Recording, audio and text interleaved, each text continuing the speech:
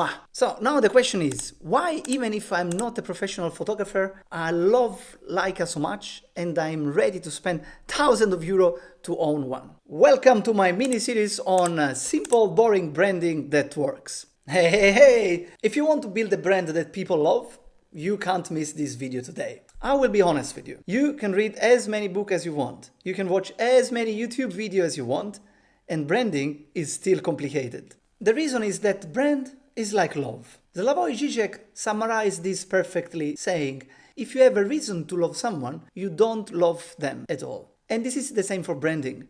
For your company to be loved by people, you need much more than a single ingredient.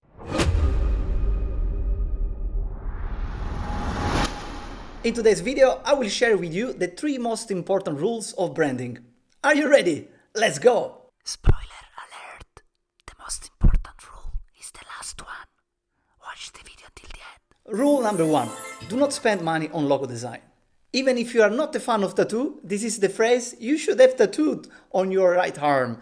My logo is not my brand. Let me also add that your website, your color palette, your gadgets, your content, your videos, none of them are your brand. This is important to remember, especially for those starting up a new business with tight budget. Look, I made this mistake myself a few times. For example, I can still remember when my partner wanted to launch her own online coaching business. As you can imagine, we started straight away building the brand. It had to be beautiful, to reflect her character, to build the kind of sense of trust. So I asked a Japanese designer I knew to design the logo. Wow, that logo was really beautiful. We both loved it. Unfortunately, a few months later, we realized that this project required much more focus and time than we thought initially. So we decided to stop the project. Look, this is even not about the money we could have saved. This is really about the mindset behind it. At the beginning, all your effort should be focused on having the company to make money.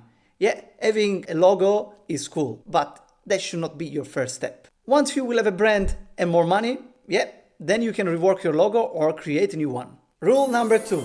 Do not confuse your unique selling proposition with your brand. There are 2 different things. For example, let's take the unique selling propositions of some famous brands.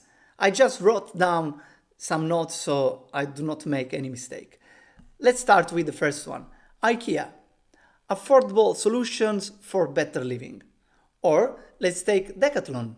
Sports for all for sports. Or another one, DHL. Excellence simply delivered. Or probably the one that you might also know, Dropbox. Your files anywhere, anytime. Many people believe that they got their brand because they have a very strong, unique selling proposition. Actually, a USP is something very specific, something distinctive that brings some benefits and, of course, carry a promise that differentiate your product or service from the competitors. To clarify a bit more this concept, try to think about your USP like a hook that attracts the attention of your clients and sales. And think about your brand like an electromagnet that keeps people emotionally attached to you. And finally, rule number 3. Nobody cares about the story you tell about your brand. I know, it might sound sad, but actually that's the reality. Look, I'm not saying you should stop telling the story of your brand.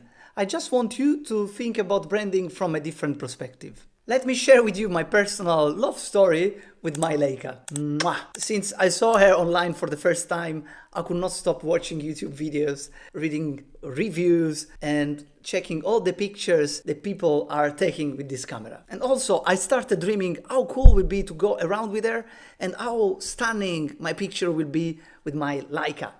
So now the question is, why even if I'm not a professional photographer, I love Leica so much and I'm ready to spend thousands of euro to own one? The answer is simple, but please listen carefully.